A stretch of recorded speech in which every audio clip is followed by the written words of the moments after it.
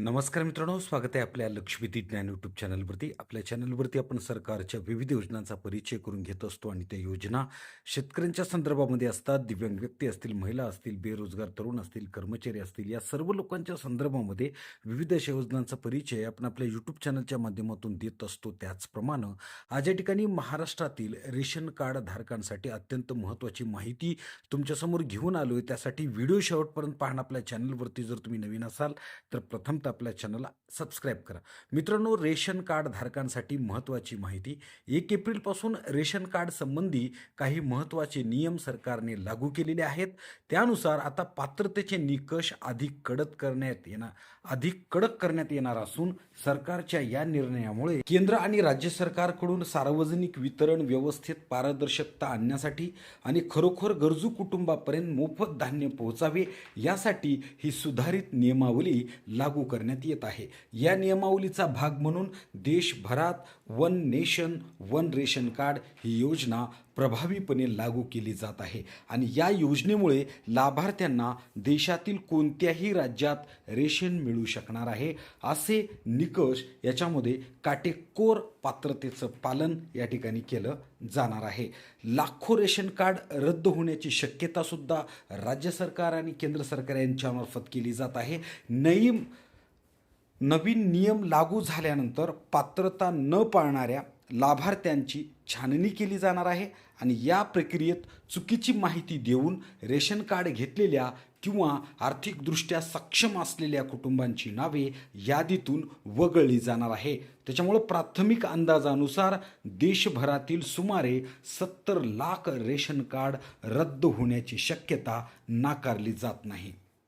सरकारच्या मते अनेक ठिकाणी आर्थिकदृष्ट्या सक्षम लोकही रेशन योजनेचा लाभ घेत असल्याचे आढळले आहे. त्यामुळे खऱ्या गरजू कुटुंबांना प्राधान्य देण्यासाठी नियम अधिक कडक करण्यात येणार आहे. त्याच्यामुळं नवीन नियमानुसार रेशन कार्डसाठी उत्पन्नाची मर्यादा निश्चित करण्यात आलेली आहे. शहरी भागातील कुटुंबांसाठी आर्थिक उत्पन्नाची मर्यादा 3 लाख रुपये करण्यात आलेली आहे, तर ग्रामीण भागासाठी ही मर्यादा 2 लाख रुपये निश्चित करण्यात आलेली आहे आणि या मर्यादेपेक्षा जास्त उत्पन्न असलेल्या कुटुंबांना रेशन योजनेचा लाभ मिळणार नाही. याशिवाय काही आर्थिक निकषानुसार पात्रता तपासली जाणार आहे.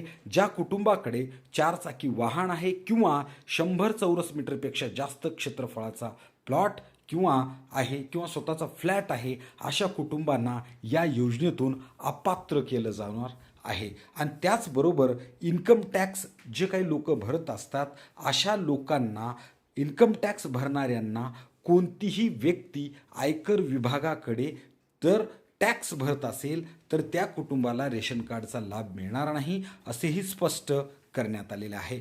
तसेच घरात एअर कंडिशन किंवा AC किंवा जनरेटरची सुविधा असल्याची खात्री जर सरकारने केली तर या ठिकाणी त्याचं रेशन कार्ड रद्द होणार आहे.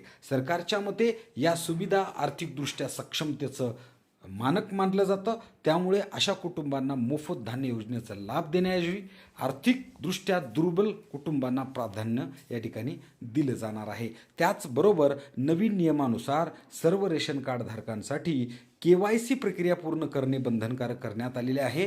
ज्यांनी KYC पूर्ण केलेली नसेल त्यांनी रेशन कार्ड तात्पुरते बंद केले जाऊ शकते आणि ही प्रक्रिया नागरिकांना त्यांच्या जवळच्या रेशन दुकानात जाऊन पूर्ण करायची आहे. आधार कार्ड किंवा इतर आवश्यक कागदपत्रांना घेऊन लाभार्थ्यांनी ही माहिती अद्ययावत करणं अत्यंत आवश्यक आहे.